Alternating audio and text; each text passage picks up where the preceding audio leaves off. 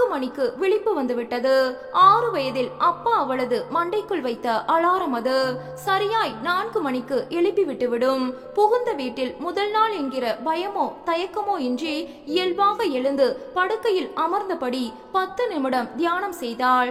விடியற்காலை தியானம் மனதுக்கு அமைதியையும் புத்துணர்ச்சியையும் தரும் என்று சொல்லி அப்பாதான் 6 வயதிலேயே கற்றுக் கொடுத்தார். அது இன்றளவுக்கும் தொடர்கிறது. மகதி எழுந்து வெளியில் வந்தபோது மாமியார் மட்டும் எழுந்து அடுக்கலையில் ஏதோ செய்து கொண்டிருந்தாள். மற்ற யாரும் எழுந்திருக்கவில்லை. குட் மார்னிங் அத்தை. Good morning. ஏன் இவ்வளவு சீக்கிரம் எழுந்துட்ட? கொஞ்ச நாளை தூங்குறது தானே? 4 மணிக்கு எழுந்திருக்கிறது என்னோட சின்ன வயசுல இருந்தே பழக்கமாயிடுச்சு. டெல்லி குளிர்ல கூட 4 மணிக்கு டானு எந்திரிச்சிடுவேன். நல்ல பழக்கம்தான். உங்க வீட்ல உன்னை நல்லாவே பழக்கி இருக்காங்க. ஆனா ஹேமாவை என்னால பழக்கப்படுத்த முடியல. 7க்கு குறைஞ்சி எழுந்திருக்க மாட்டா. நான் அவளை பழக்கி விடவா? ரொம்ப கஷ்டம். எனக்கு அவளை பத்தி தெரியும். அவ 4 மணிக்கு எழுந்திரிச்சிட்டா ரொம்ப சந்தோஷப்படுவேன். மருமகள்னு பார்க்காம உன் கைய பிடிச்சு கண்ணுல ஒத்திக்குவேன். ஐயோ, எதுக்கு பெரிய வார்த்தையெல்லாம்? இது மரியாதைமா. திறமைய மதிக்கத்தானே வேணும். சரி, காஃபி எப்படி? சக்கரை கம்மியாவா, மீடியமாவா, இல்ல தூக்கலாவா? கம்மியா. முதல் டிகாஷனில் பொன்னிற நுரையோடு சூடான காஃபி லேசான கசப்போடு தொண்டையில் இறங்க, ஆஹா தேவாமிரதம் என்றாள். இந்த காஃபிக்காகவே ஒரு காஃபி தோட்டத்தையே உங்களுக்கு எழுதி வைக்கலாம். என்ன சமையல் பண்ணலாம் சொல்லு. மொத்தமா நெல்லு வயல், காய்கறி தோட்டமெல்லாம் சேர்த்து எழுதி வாங்கிக்கிறேன். இன்னைக்கு நான் தான் சமைக்க போறேன். உங்களுக்கு என்ன பிடிக்கும்னு சொல்லுங்க, குளிச்சிட்டு வந்துடுறேன். மகதி எழுந்தாள். 3 வருட டெல்லி வாசத்தில் அத்தனை வட இந்திய உணவு வகைகளையும் சமைக்க கற்றிருந்தாள். சாப்பாட்டு நேரம் களை கட்டியது. ஆஹா, ஒவ்வொன்னும் படு சூப்பர் அண்ணி. அம்மா, அண்ணி கிளம்புறதுக்குள்ள அத்தனையும் கத்துக்கோமா, ஹேமா அம்மாவிடம் சொன்னாள். ஏன் நீதான் கத்துக்கிறது? போற இடத்துல நீயும் இது மாதிரி செஞ்சு போடலாம்ல. யுவன் தங்கையை சீண்டினான். கல்யாணத்துக்கு முந்தையே அந்த ஆள அண்ணி கிட்ட ட்ரைனிங் அனுப்பிட மாட்டேன். நீ செஞ்சாலும் செய்வத்தாயே. இருந்தாலும் அண்ணி, அடுத்த மாசம் ஒரு குக்கரி காம்படிஷன் இருக்கு. அதுல பரிசு வாங்குற மாதிரி ஒரு 4-5 ஐட்டம் சொல்லி கொடுங்களேன். தாராளமா சொல்லி தந்தா போச்சு. ஆனா காத்தால 4 மணிக்கு நீ எழுந்திருந்தா சொல்லி தரேன். ஏன் அண்ணி, 4 மணிக்கு கத்துக்கிட்டாதான் நல்லா வருமா? 4 மணிக்கு எழுந்து பழகுனா நமக்கு தான் நல்லது. ரொம்ப கஷ்டமாச்சே. 7 மணிக்கே கண்ணு திறக்க முடியாம கஷ்டப்படுவேன். ஐயோன்னு அழுத்துக்கிட்டு தான் எழுந்துப்பேன். கஷ்டமில்லாத காரியம் என்ன இருக்கு? படிப்பு கஷ்டம்னு படிக்காம இருக்கியா? 3 மணி நேரம் பரீட்சை எழுதுறது கஷ்டம்னு எழுதாம இருக்கியா? அதெல்லாம் ஒரு கடமை. என் எதிர்கால நல்லதுக்காக கஷ்டப்படுறேன்.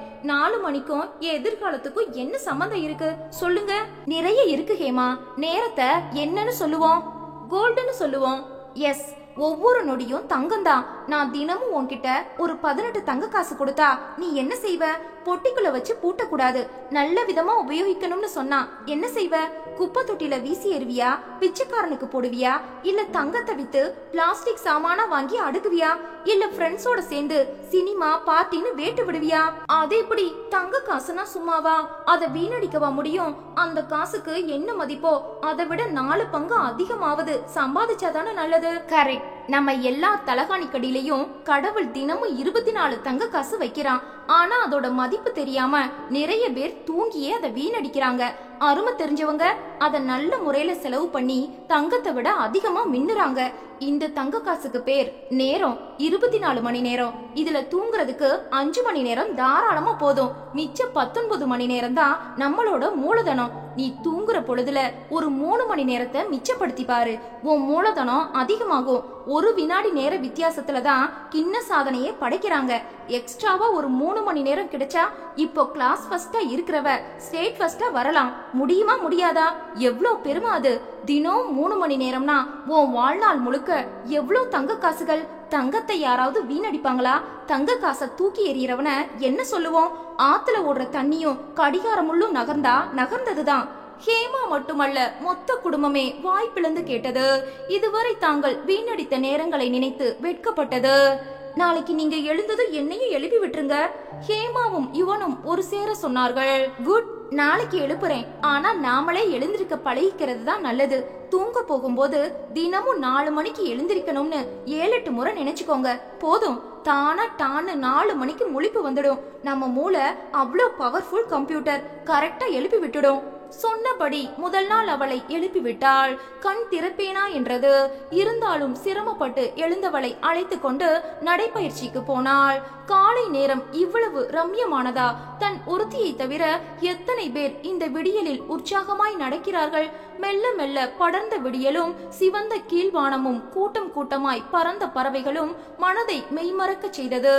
இத்தனை நாள் இவற்றையெல்லாம் அனுபவிக்காமல் பைத்தியமாகத்தான் இருந்துவிட்டேன் என வருந்தினாள். நீங்க ஊருக்கு போன பிறகு யாரோட நான் நடப்பேன்? 4ல இருந்து 6 வரை நீ நல்ல படிகேமா. அதுக்கப்புறம் நீ தனியாவே கூட நடக்கலாம். ஒன்னும் பயம் இல்ல. ஜஸ்ட் 1 மணி நேரம் வீட்டுக்கு போய் குளிச்சிட்டு ஸ்கூலுக்கு கிளம்பிடலாம். நான் அத்தை கிட்ட சொல்றேன். நீங்க போயிட்டா எனக்கு போர் அடிக்கும் அண்ணி. சரிதான், இனி உனக்கு நேரமே பத்தலைன்னு சொல்ல போறப்பார். அவள் சொன்னதுதான் நிஜம். கூடுதலாக கிடைத்த 3 மணி நேரம் அவளை பல விதத்திலும் மாற்றியது. இதான் நம்மளோட அரண்மனை. டாக்ஸி நின்றதும் இறங்கினாள். புதுடில்லியின் அமைதியான ஒரு பகுதியில் 4 அடுக்கு அபார்ட்மெண்டின் கீழ்த்தளத்திலேயே இருந்தது அவளுடைய பிளாட். ஆரத்தி சுத்தலாம் யாரும் இல்ல. நாமே வலது காலை எடுத்து வச்சு போயிடலாமா? சிவராம் லக்கேஜை இறக்கினான். வீடு கிளி கொஞ்சியது. உள்ள அலங்காரங்களை அவளே ரசனையோடு செய்திருந்தாள். 2 படுக்கை அறைகள், பெரிய ஹால், சிட் அவுட் என்று வசதியாக இருந்தது. நீங்க அப்படி உட்காருங்க, நான் 10 நிமிஷத்துல இந்த தூசி எல்லாம் சுத்தப்படுத்திடுறேன். மகதி வேக்யூம் கிளீனரோடு வந்தாள். அவள் அதன் மூலம் வீட்டை சுத்தப்படுத்திய அழகை கண்கொட்டாமல் பார்த்தான் சிவராம். விஞ்ஞான வளர்ச்சி மனித வேலைகளை எவ்வளவு சுலபமாக்கி விடுகிறது. சென்னை வீட்டில் வாரத்திற்கு ஒரு முறை எப்படியோ சேர்ந்துவிடும் ஒட்டடையை அவனும் அம்மாவும் தான் அடிப்பார்கள். வாரம் ஒரு முறை அடித்தாலும் வேகமாய் தூசி படிந்துவிடும். தலையில் ஒரு டவல் சுற்றி கொண்டு தோளும் முழங்கையும் வலிக்க வலிக்க ஒட்டடை அடிக்கும் போது அவனும் அம்மாவும் உடம்பெல்லாம் தூசியோடும் தும்மலும் வியர்வையுமாய் நாரி போய் விடுவார்கள். அரை நாள் தூக்கம் போட்டால்தான் அலுப்பு தீரும். ஆனால் 10 நிமிடத்தில் அழுங்காமல் நழுங்காமல் ஒரு கருவி மிக அழகாய் தூசியை உறிஞ்சி சுத்தப்படுத்தி விட்டது. அவனுக்கு வியப்பாயிருந்தது. என்ன விலை இது? 5000. எப்ப வாங்கின? 1 வருஷம் ஆயிருக்கும். ஏன்? இல்ல, எல்லா வேலைக்கும் இப்படி மிஷின் வந்துட்டா அப்புறம் மனுஷனுக்கு என்னதான் வேலை? எல்லாரும் உடல் பருத்து பிரஷரும் சுகரும் கொழுப்புமா அலைய வேண்டியதுதான். மிஷினால மனுஷங்க சோம்பேறி ஆயிட்டு வராங்கன்னு நினைக்கிறேன். நான் அப்படி நினைக்கல. நாம 1 மணி நேரம் செய்யற வேலைய ஒரு மிஷின்ல 10 நிமிஷத்துல செய்ய முடியும்னா செஞ்சுட்டு மிச்ச நேரத்துல வேற ஏதாவது வேலை செய்யலாமேன்னு தான் இதை நான் வாங்கினேன். அப்படி என்ன இதுவரை உபயோகமான வேலை செய்திருக்கன்னு தெரிஞ்சுக்கலாமா? நிறைய. சமையல், சாப்பாடு, ஆபீஸ் வேலை இதெல்லாம் போக எனக்கு கிடைக்கிற நேரத்துல இங்க சுத்தி இருக்கிற நிறைய பேருக்கு மெடிடேஷன், யோகா சொல்லி கொடுப்பேன். கவிதைகள் எழுதுவேன். எம்ப்ராய்டரி, வாழ்த்து அட்டை தயாரிக்கிறது, தமிழ் சொல்லி கொடுக்கறது, குக்கரி கிளாஸ். இது தவிர நிறைய சோசியல் சர்வீஸும் செய்வேன். மொத்தத்துல நேரத்தை நான் வீணடிக்கிறதே இல்ல. அவள் சொல்ல சொல்ல அவனுக்கு பிரமிப்போடு சற்றே தாழ்வுணர்ச்சியும் ஏற்பட்டது. நீங்க என்னைக்கு டியூட்டியில ஜாயின் பண்ணணும்? புதன்கிழமை. பரவாயில்ல, 2 நாள்ல டெல்லியை சுத்தி பார்த்துடலாம். பசிக்குது, சாப்பிட என்ன இருக்கு? ஊர்ல இருந்து கொண்டு வந்திருக்கோமே அதான். அவள் டைனிங் டேபிளில் அனைத்தையும் எடுத்து வைத்தாள். மறுநாள் டில்லி நண்பர்களுக்கு மட்டும் வீட்டிலேயே சிம்பிளாக தேநீர் விருந்து கொடுத்து சிவராமை அனைவருக்கும் அறிமுகப்படுத்தினாள். அந்த எளிய விருந்திலேயே அவளுக்கு வந்த பரிசு பொருட்களை கண்டு பிரமித்து போனான். அவை ஒவ்வொன்றும் அவளுக்கு அங்கிருந்த மரியாதையை பறைசாற்றின. வந்தவர்களோடு அவள் இந்தியிலும் ஆங்கிலத்திலும் வெளுத்து கட்டியதை பார்த்து வாய் பிளந்தான். தனது உடைந்த ஆங்கிலத்தை கண்டு வெட்கி வாய் மூடிக்கொண்டான். என்னாச்சு, டல்லா இருக்கீங்க? ஒன்னும் இல்ல, தலைவலி. விருந்து முடிஞ்சதும் பெயின் பாம் தடவி விடுறேன், சரியா? சொன்னபடி இரவு படுக்கும்போது அவன் நெற்றியில் களிம்பு தடவி இதமாக அவள் பிடித்து விட்ட போது அதுவரை அவனுக்குள் இருந்த இறுக்கம் குறைந்து அவளை அணைத்து கொண்டான். உன்கிட்ட ஒரு விஷயம் கேட்கலாமா? கேளுங்க. இவ்வளவு படிச்சிருக்க, திறமசாலியா இருக்க, சம்பாதிக்கிற, நிறைய விஷயம் தெரியுது உனக்கு, அழகா நாகரிகமா இருக்க. உன்னோட ஒப்பிட்டா நான் எல்லா விஷயத்திலையும் உன்னை விட மட்டம்தான். உனக்கு எப்படி என்ன பிடிச்சது? மகதி சிரித்து விட்டாள். நான் உசத்தின்னு நினைச்சாதானே கம்பாரிசன் வரும். தாம்பத்திய வாழ்க்கைக்கும் ஏட்டு படிப்புக்கும் சம்பந்தம் இருக்கிறதா எனக்கு தோணல. அப்படி இருந்தா படிச்சவங்கெல்லாம் ஏன் விவாகரத்துக்கு அலையிறாங்க?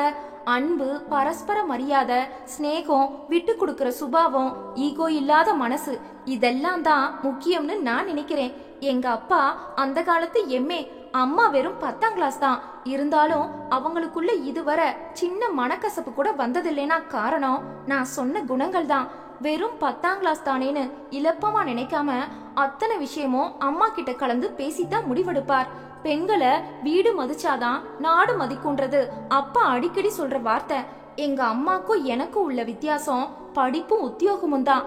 மத்தபடி எங்க அம்மா மாதிரி நானும் நல்ல மனைவியா இருக்கவே விரும்புறேன். நமக்குள்ள எந்த ஈகோவும் இருக்க கூடாதுன்றதுதான் என் ஆசை. மகதி அவன் கைகளை அழுந்த பற்றி கொண்டாள். உன் கவிதைகளை காட்டே மகதி. அவன் கேட்டதும் அவள் உற்சாகமாக ஓடி போய் எடுத்து வந்தாள். முத்து முத்தான கையெழுத்தில் டைரி முழுக்க சின்னதும் பெரியதுமாய் ஏகப்பட்ட கவிதைகள் எல்லாவற்றை பற்றியும் எழுதியிருந்தாள். இத படிங்க, இதான் கடைசியா நேத்து எழுதினது. ஒரு பக்கத்தை புரட்டி கொடுத்தாள். சுற்றிலும் வெள்ளி பனிமலைகள், சலசலவென ஓடும் நதிகள், மனிதர்களற்ற உயரத்தில் பிராணவாயுவும் குறைவுதான். அங்கே நான் மட்டும் தனித்திருக்கிறேன், விழித்திருக்கிறேன், பசித்திருக்கிறேன் உங்கள் பாதுகாப்பிற்காக. என் குடிநீர் வாயருகில் செல்வதற்கு முன் உறைந்துவிடும். என் உணவில் இரு சுவைதான், ரொட்டியும் பருப்பு மட்டுமே. என்னை மகிழ்விக்க அங்கே எதுவும் இல்லை. என் குடும்பம் புகைப்படமாய் என் பர்சில். என் டிரான்சிஸ்டரில் பேட்டரி தீர்ந்து பல நாள் ஆகிறது. என் பொழுதுபோக்கு என் வீடு அனுப்பிய கடிதங்கள் மட்டுமே. என் குழந்தையின் அசைவும் சிரிப்பும் அழுகையும் எனக்குள் நான் சேமித்து வைத்திருக்கும் சக்தி. ஹோவென கூச்சலிடும் பேய்காற்றும் சுல்லென தசைச்சுடும் சூரியனும் ஊசியாய் தரையிறங்கும் மழையுமாய் சட்சட்டென பருவநிலை மாறினாலும் என் பணி எந்நேரமும் விழித்திருப்பதே. யமனை முதுகில் சுமந்து செல்லும் நானும் இந்திய அரசு ஊழியன், இந்தியாவை காவல் காக்கும் ஊழியன். எனது விடியல்கள் நிச்சயமற்றவை. எனினும் தினமும் நான் உற்சாகமாக புதியதாய் பிறக்கிறேன். 5 நிமிடத்திற்கு விடாமல் படித்தான். அடே அப்பா, என்னமா எழுதியிருக்க? சிவராம் வியந்து போனான். நானும் தான் இந்த ஊழல் பத்தி கேட்டேன். எனக்கு தோணுச்சா கவிதையெல்லாம்? எனக்கு நெஞ்சு கொதிச்சிடுச்சு. நம்மள மாதிரி ஆளுங்களுக்கு கொட்டி தீர்க்க கவிதை எழுதுறத தவிர வேற வழி. இப்படி எல்லாத்தையும் எழுதி எழுதி நீயே வச்சுக்குவியா? ஏதாவது பத்திரிகைகளுக்கு அனுப்பலாமே. அதுக்கெல்லாம் யாருக்கு நேரம் இருக்கு? அவள் சிரித்தாள். தனக்கு பிடித்த சில கவிதைகளை அவனுக்கு தானே வாசித்து காட்டினாள். கொட்டியபடி கேட்டவன் சற்று நேரத்தில் தூங்கியே போயிருந்தான். வீட்டிலிருந்து 3/4 மணி நேர பயணத்தில் இருந்தது அவனுடைய அலுவலகம். முதல் நாள் அவனோடு அவளும் அவனது அலுவலகத்திற்கு சென்றாள். அங்கும் அவளுக்கு நண்பர்கள் இருந்தார்கள். அவர்களிடம் அவனை அறிமுகப்படுத்தினாள். அவனையும் அவனது மிக சாதாரணமான தோற்றத்தையும் ஏற இறங்க பார்த்தார்கள் அவர்கள். தன் தோற்றம் அவனுக்கே என்னமோ போலிருந்தது. டில்லியில் அவளுக்கு இருக்கும் மதிப்பு தன் உடைகளால் குறைந்துவிடக் கூடாதே என்ற கவலை ஏற்பட்டது அவனுக்கு. நான் இப்படி ஏனோதானோ ட்ரெஸ் பண்ணிக்கிறது உனக்கு கஷ்டமா இருக்க மகதி? திடீர்னு என்ன கேள்வி இது? சொல்லேன். எதிர் வீட்டு சுஷ்மா ஆண்டி என்ன சொன்னாங்க தெரியுமா? என்ன? தென்னிந்திய ஆண்களே ரொம்ப அழகுதான், அவங்க கம்பீரத்துக்கு காரணமே மீசதான். உன் ஹஸ்பண்ட் மட்டும் கோட் சூட்டுன்னு படு ஸ்டைலா ட்ரெஸ் பண்ணிக்கிட்டாருன்னா கண்டிப்பா அவரை யாராவது உன்கிட்ட இருந்து அபேஸ் பண்ணிட்டு ஓடிடுவாங்க. உன்னை விட அவர் நல்ல லட்சணம், எதுக்கும் ஜாக்கிரதையாவே இருந்தாங்க. இசி சிவராம் உற்சாகமானான். இங்க நல்ல டெய்லர் யாரு மகதி? எதுக்கு? 4-5 செட்டு ட்ரெஸ் தைக்கணும். வேணாம்பா, யாராச்சும் அபேஸ் பண்ணிக்கிட்டா அப்புறம் ஏன் கதி?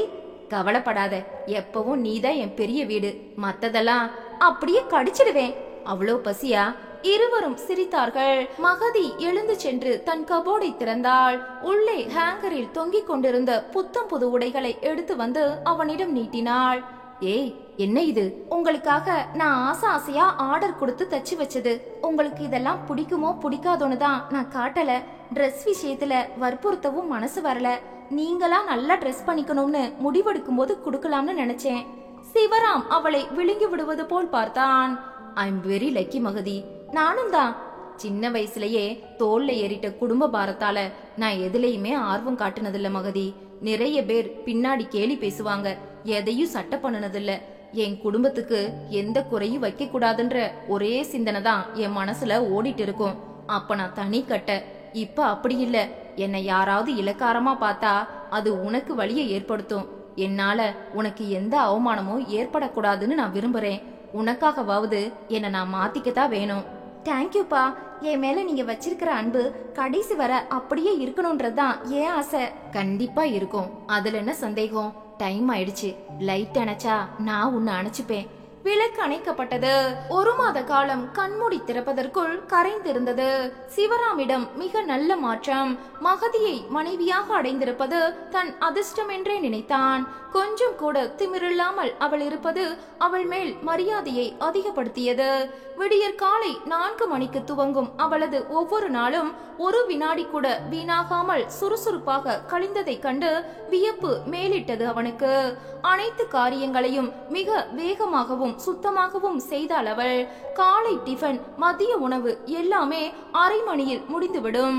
பிறகு அக்கம் பக்கத்தினருக்கு தியானம், யோகா என்று வகுப்புகள். பிறகு அலுவலகம்.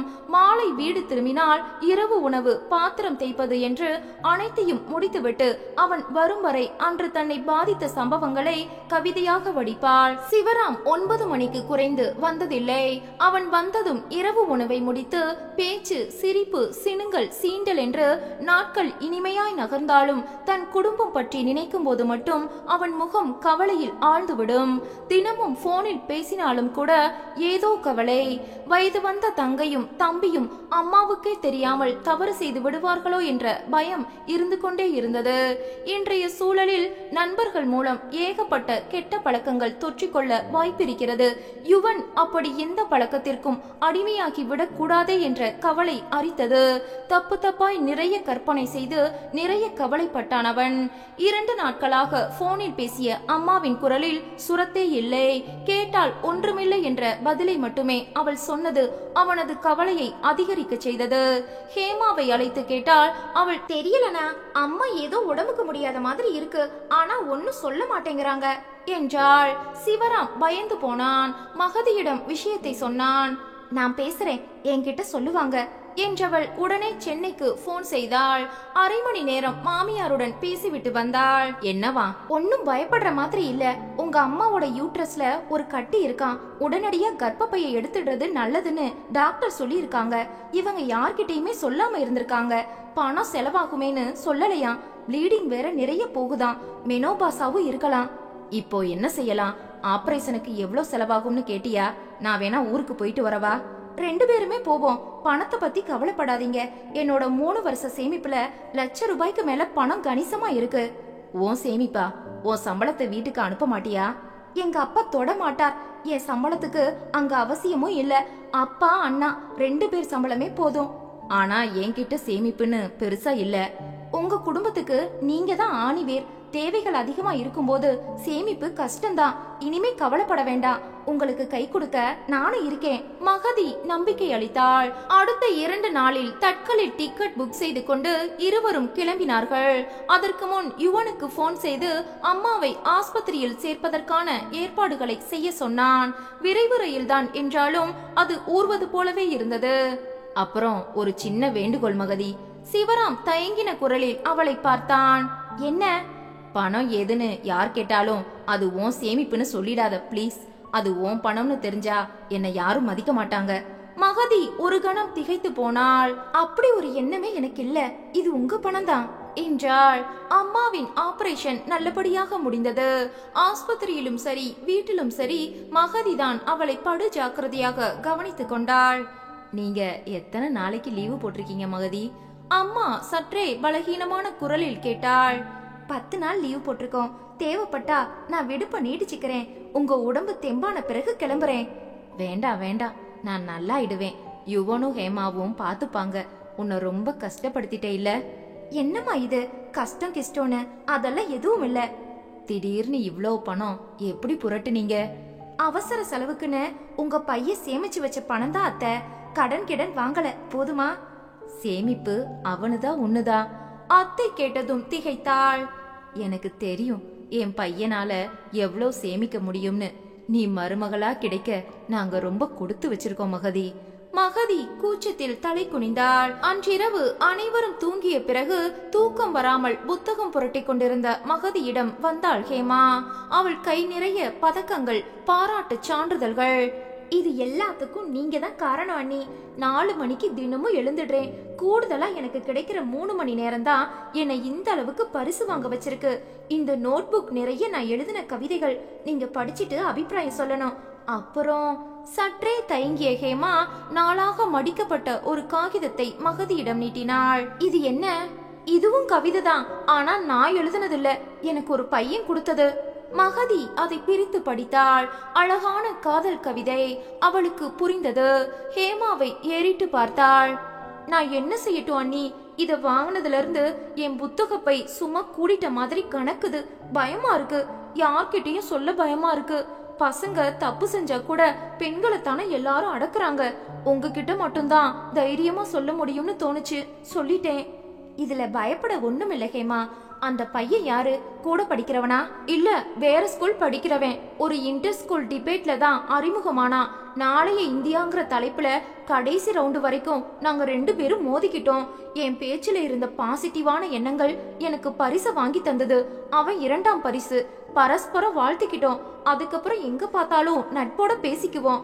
அவன் இப்படி ஒரு கடிதம் கொடுப்பான்னு நான் எதிர்பார்க்கல. சரி விடு, நாளைக்கு நானும் உன் கூட ஸ்கூலுக்கு வரேன்.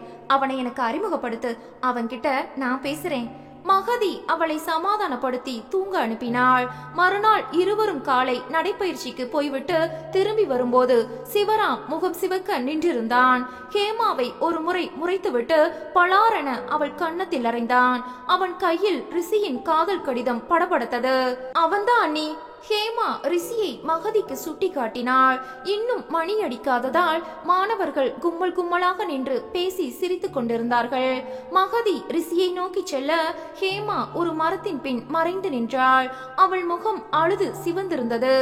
என்ன ஏது என்று விசாரிக்காமலே அண்ணன் அப்படி அடிப்பான் என அவள் எதிர்பார்க்கவில்லை. சுரீரென விழுந்த அறையில் தடுமாறி போனாள். செருப்பு பிஞ்சிடு நாயே, என்ன வயசாகுதுடி உனக்கு? அதுக்குள்ள காதல் கத்திரிக்காய்னு அலையிறியா? நான் இங்க இல்லைனதும் திமிரு துளிர்த்து போச்சோ? ஆங்காரமாக கத்தினான். என்ன இது? ஏன் இப்படி அவசரப்படுறீங்க? அவ எந்த தவறும் செய்யல. அவனை சமாதானப்படுத்த முயன்ற மகதியை பிடித்து இழுத்து தள்ளிவிட்டு ஹேமாவை பிடித்து உலுக்கினான். யாரவன் சொல்லு. முளைச்சு 3 இலை விடல, அதுக்குள்ள இதெல்லாம் கேக்குதோ? அவளை விடுங்க, சொல்றேன். மகதி மீண்டும் குறுக்கிட்டு ஹேமாவுக்கு அரணாய் நின்றாள். அண்ணே, எதுக்கு இப்படி கத்துறீங்க? ஹேமா அப்படியெல்லாம் எந்த தப்பு செய்ய மாட்டா. பொறுமையா கேளுங்களேன் என்ன நடந்துச்சுன்னு.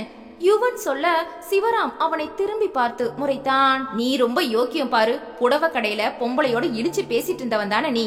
அதான் இவளுக்கு சப்போர்ட் பண்ற. இதுக்குத்தான் நான் டெல்லி போமாட்டேன்னு கேட்டியா நீ?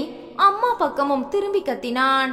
நான் இல்லாட்டா இதுங்க தருதலையா தெரியும்னு தான் உள்ளூர் பொண்ணா பாருங்கன்னே. இப்படி கூத்தடிக்கத்தான் என்ன டெல்லிக்கு அனுப்பிட்டீங்களா எல்லாரும்? அவன் பேச பேச அனைவரும் விக்கித்து போனார்கள். இப்ப என்ன ஆச்சுன்னு நீங்க இப்படி கத்துறீங்க? இன்னும் என்ன ஆகணும்? என்ன அர்த்தம் இதுக்கு? இந்த வயசுல வாழ்க்கைய பத்தி என்ன தெரியும்னு இவ ஆடிட்டு இருக்கா. யாரும் இங்க ஆடல. நீங்க தான் விஷயம் புரியாம கண்டதே காட்சின்னு கத்துறீங்க. ஹேமா மேல எந்த தப்பு இல்ல. நேத்தே இத அவ என்கிட்ட காட்டிட்டா. நான் தான் நாம இத பக்குவமா டீல் பண்ணலாம், நீ தைரியமா இருன்னு சொன்னேன். நான் அந்த பையன் கிட்ட பேசுறேன். நீங்க இத ஊதி ஊதி பெருசாக்கிடாதீங்க. மகதி சொன்னதும் அவன் முகம் சுண்டி போயிற்று. வந்ததிலிருந்து அவனும் கவனித்து கொண்டுதான் இருக்கிறான். அம்மாவும் சரி ஹேமா யுவனும் சரி நொடிக்கு 100 முறை அண்ணி அண்ணி என்றழைத்து உதவி கேட்டார்கள். அவனை யாரும் சட்டையே செய்யவில்லை. தன்னை விட மகதியிடம் அவர்கள் பாசமாகவும் அன்பாகவும் இருப்பது கண்டு புழுங்கினான் அவன். தன் வீடு தனக்கே அந்நியமாய் போய்விட்டார் போல் உணர்ந்தான். தன்னை விட அதிகமாய் மகதிக்கு கிடைத்த மரியாதை அவனை எரிச்சல் அடைய வைத்தது. இந்த கடிதத்தை ஹேமாவின் பையில் பார்த்ததும் இதன் மூலம் எல்லோரையும் நடுங்க வைத்து தன் ஸ்தானத்தை நிலைநாட்ட வேண்டும் என்று நினைத்துதான் அப்படி ஆங்காரப்பட்டான். ஆனால் இப்போதும் மகதி தலையிட்டு பொறுப்பை ஏற்றுக்கொள்ள அதை மற்றவர்களும் ஆதரிக்கவும் அவன் தன் மரியாதை அந்த வீட்டில் சரிய ஆரம்பித்து விட்டதோ என்று உள்ளுக்குள் குமைந்தான். ஹலோ ரிஷி. ரிஷி திடுக்கிட்டு திரும்பினான். தன்னை பெயர் சொல்லி அழைத்தவளை யாரென புரியாமல் பார்த்தான். நான் ஹேமாவோட அண்ணி. மகதி சொன்னதும் அவன் முகத்தில் ஒரு அதிர்வும் பயமும் படர்ந்தது. என்ன பார்த்து பயப்பட தேவையில்ல ரிஷி, நாம ஃப்ரீயா பேசலாம், சரியா? அவள் தைரியம் கொடுத்தாலும் அவன் பயத்தோடுதான் பார்த்தான். உன் கவிதை படிச்சே ரிஷி, ஹேமா காட்டுனா, ரொம்ப நல்லா எழுதியிருந்த. அது அவன் வாய் குளறியது. தப்பில்ல ரிஷி, மனச பாதிக்கிற விஷயங்களை கவிதையா வடிக்கிறது கவிஞனோட இயல்புதான். ஹேமா ஏதோ ஒரு விதத்துல உன் மனச பாதிச்சிருக்கா. நீ அத கவிதையில வெளிப்படுத்திட்ட. அவன் குழம்பினான். அவள் பாராட்டுகிறாளா அல்லது தவறு என்று சொல்ல வருகிறாளா என புரியாமல் திணறினான். உன் காதல அவளும் ஏத்துக்கிட்டாச்சுன்னு வை, அப்ப என்ன பிளான் ரிஷி? ரிஷி பதற்றத்தோடு அவளை பார்த்தான்.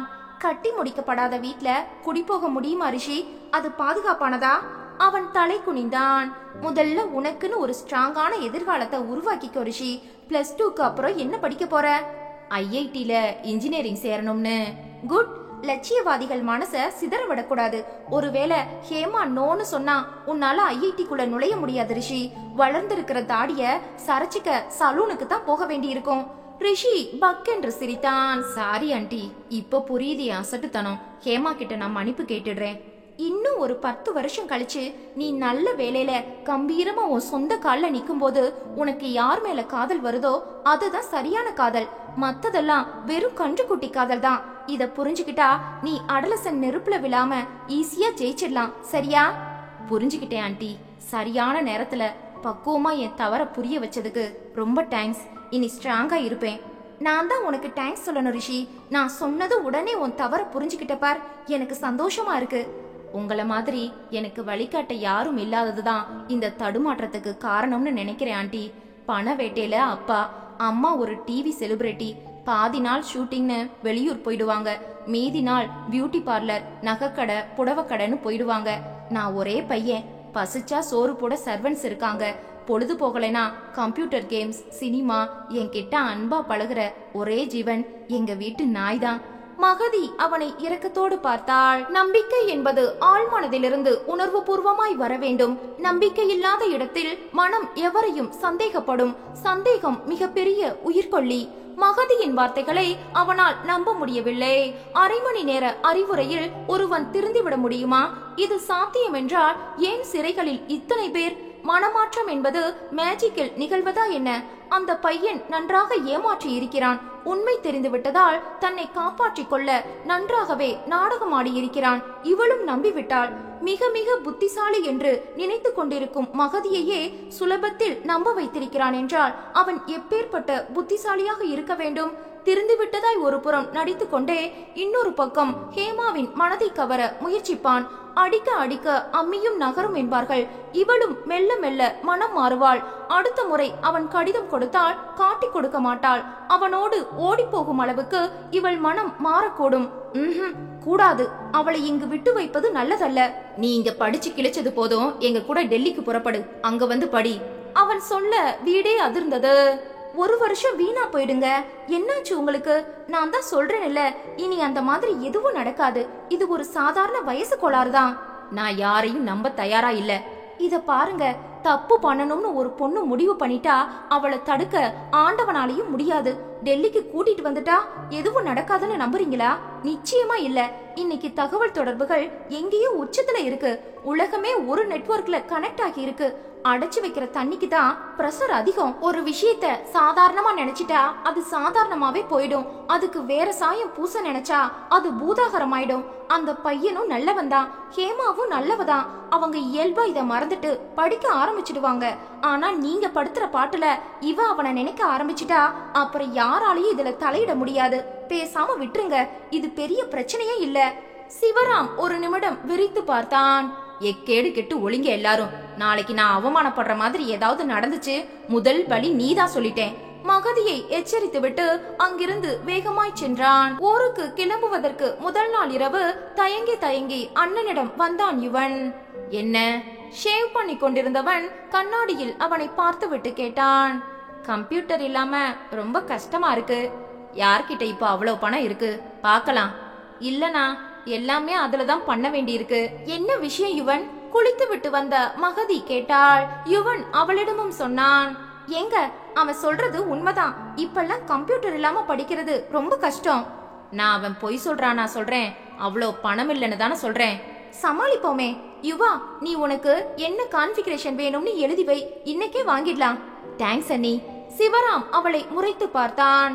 நான் பணம் இல்லைன்றேன், நீ சமாளிக்கலாங்கிற. அவ எப்படி இனிமே என்ன மதிப்பான்? நம்ம பசங்களுக்கு நாம செய்யாம யார் வந்து செய்வாங்க? நீங்க கவலைப்படாதீங்க, பணம் இருக்கு. அதுவும் உங்க பணம் தான். ஏன் பணமா? பின்ன ஏன் பணம் உங்க பணம் தானே. அம்மாவோட செலவு போக பணம் இருக்கு, அது போதும். பணம் இல்லைன்னு நான் பொய் சொன்ன மாதிரி இல்ல ஆகும்.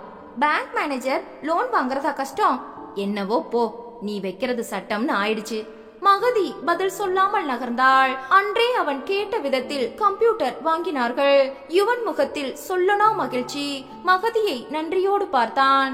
இதோ பாருடா, அவசரத்துக்கு கடன் வாங்கித்தான் இதை வாங்கி இருக்கேன். நான் ஊருக்கு போய் லோன் போட்டு அதை அடைக்கணும். பத்திரமா யூஸ் பண்ணு. இன்டர்நெட் இருக்குன்னு இஷ்டத்துக்கு மேயாத. டெலிபோன் பில் எகுறுனா நீதான் ஏதாவது வேலை பார்த்து அதை கட்டணும். என்னாச்சு இவனுக்கு? வர வர இவன் பேச்சும் போக்கும் சரியாவே இல்லையே. எங்க இருந்து இவ்ளோ சந்தேகம் வந்துச்சு? சின்ன சின்ன விஷயத்துக்கெல்லாம் குத்தி பேசுறான். அம்மா மனதிற்குள் நிறைய வருத்தப்பட்டாலும் வாய் திறந்து எதுவும் பேசவில்லை. அவர்கள் ஊருக்கு கிளம்பும் வரை சிரித்த முகமாக வளைய வந்து அவர்களை வழி அனுப்பி வைத்தவள் அவர்கள் போன பிறகு ஹேமாவையும் யுவனையும் சமாதானப்படுத்தினாள். அவனுக்கு ஏதோ டென்ஷன்டா. எனக்கு உடம்பு சரியில்லைனதும் ஆடி போயிருப்பான். என் ஆபரேஷனுக்கு வேற எதிர்பாராத செலவு. எப்படி சமாளிச்சானோ? நீ வேற உடனே கம்ப்யூட்டர் கேட்டதும் எரிச்சல்ல ஏதோ பேசி இருப்பான். மனசுல வச்சுக்காத என்ன. கோபப்படுறானே தவிர அவன் தன்னை பத்தி நினைக்கிறத விட நம்மளை பத்தி நினைக்கிறது தான் அதிகம். இந்த குடும்பத்துக்காக உழைக்கிறவனுக்கு கோபப்படவும் உரிமை இருக்கு. நாம தான் அனுசரிச்சு போகணும், சரியா? சிவராம் பட்ஜெட் போட்டு கொண்டிருந்தான். கிச்சனில் வேலையாக இருந்த மகதியை அழைத்தான். என்ன, உன் சம்பளத்துல மாசம் மாசம் என்கிட்ட எவ்வளவு தருவ? அது தெரிஞ்சாதான் என்னால பட்ஜெட் போட முடியும். என் செலவுக்குன்னு 2000 போதும். மிச்ச பணம் முழுக்க உங்ககிட்ட தந்துடுறேன், போதுமா? உன் சம்பளம் எவ்வளோன்னு சொல்லு. ஒரு நிமிஷம். மகதி தன் கைப்பையை திறந்து கம்ப்யூட்டரில் பிரிண்ட் எடுக்கப்பட்ட தனது சம்பள பட்டியல் விவரத்தை அவனிடம் நீட்டினாள். அதை பார்த்ததும் விழிவிரித்தான் அவன். அவனை விட 14,000 ரூபாய் கூடுதலாக சம்பளம் வாங்குகிறாள் என தெரிந்ததும் ஒரு கணம் வாயடைத்து போயிற்று. தன் சம்பளம் எவ்வளவு என்று அவள் கேட்டு விடுவாளோ என்று லேசாய் பதறியது மனம். அதே நேரம் வெறும் 2000 மட்டும் தன் செலவுக்கு போதும் என்கிறாள். மிச்ச பணம் முழுக்க வைத்து பட்ஜெட் போட்டால் ஹேமாவின் கல்யாணத்திற்கு கணிசமாய் சேமிக்கலாம் என்று கணக்கு போட்டது அவன் மனது. அவன் பட்ஜெட் போட பத்திரிகை ஒன்றை புரட்டி கொண்டிருந்த மகதியின் மனம் சிந்தனையில் ஆழ்ந்தது. அவனையே சுற்றி சுற்றி வந்தது. இளம் வயதில் குடும்ப பாரத்தை ஏற்றுக்கொண்டவன் மிகுந்த பக்குவமும் பொறுமையும் கொண்ட அனுபவசாலியாகத்தான் இருப்பான். இது போன்ற ஒரு ஆள்தான் உன்னையும் சந்தோஷமாக வைத்திருப்பான் என்று அப்பா பல முறை சொல்லித்தான் அவளை திருமணத்திற்கு சம்மதிக்க வைத்தார். ஆரம்பத்தில் அவனும் அப்படித்தான் தெரிந்தான்.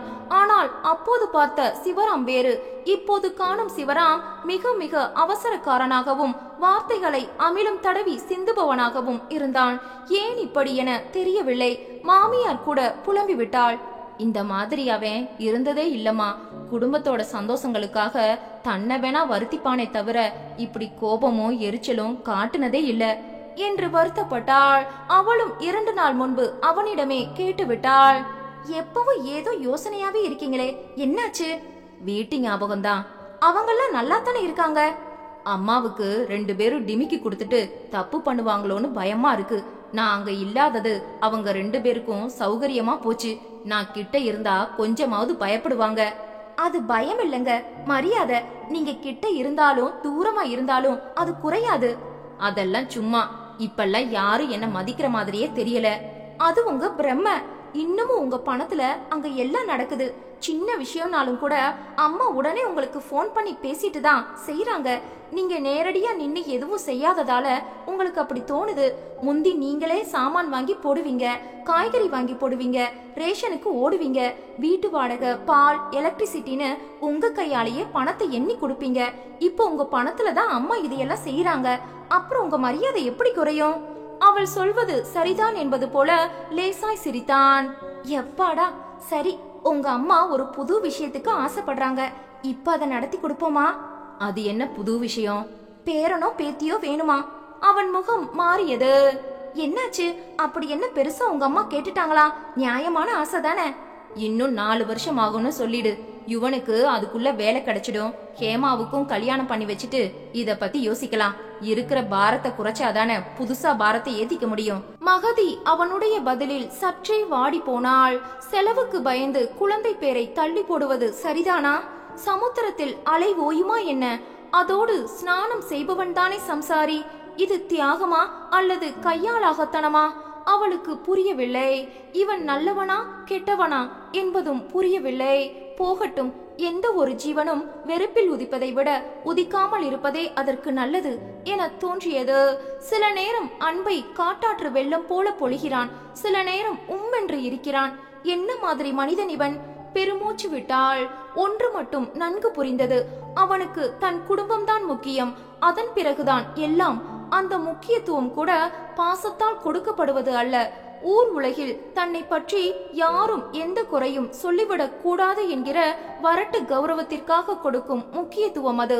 ஹேமாவும் யுவனும் வாழ்க்கையில் செட்டில் ஆகாவிட்டால் உலகம் தன்னைத்தான் காரி துப்பும் என்பது போல் தேவையில்லாத பயத்தை உள்ளுக்குள் வைத்திருந்தான்.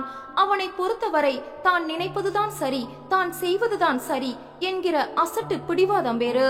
இவன் இப்படியே இருந்தால் கஷ்டம்தான் என்று தோன்றியது அவளுக்கு. போன் அடித்தது.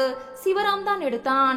அடுத்த நிமிடம் அவளை அழைத்தான். ஹேமா ஸ்டேட் ஃபர்ஸ்ட் வந்திருக்காளாம். அவன் சொல்ல அவள் மகிழ்ச்சியில் துள்ளினாள். ரிசீவரை வாங்கி பேசினாள். அன்றிரவு முழுக்க அவளை பற்றியே பேசினான் அவன். அவளையும் இன்ஜினியரிங்ல சேர்க்கணும், அடுத்த செலவு வருது. அதுக்கென்ன, படிக்க வச்சுட்டா போச்சு.